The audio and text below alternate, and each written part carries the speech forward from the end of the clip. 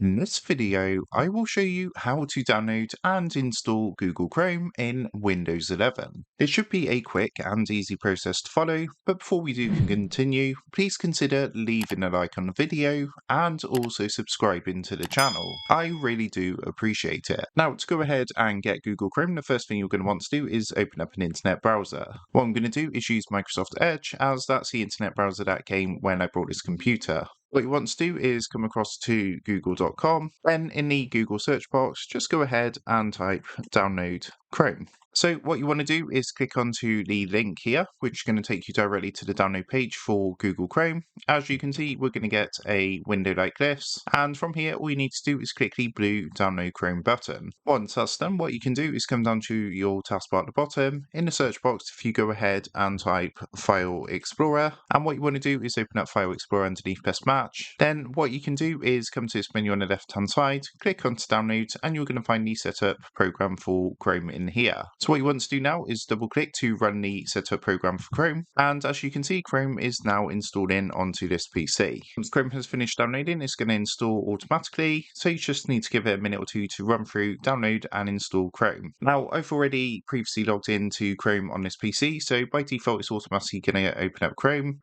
For yourself, it's going to take you to a login screen where you can log in if you do have a Google account, and then what you can do is start using Google Chrome. So that is how to download and install Google Chrome in Windows 11. With that being said, I hope this quick tutorial did help you out today, and if this did help you out, I would really appreciate it if you was to consider dropping down below the video, leaving a like, and also subscribing to the channel. With that being said, I just want to take a minute, thank you guys for watching this quick tutorial, and I will see you in the next video.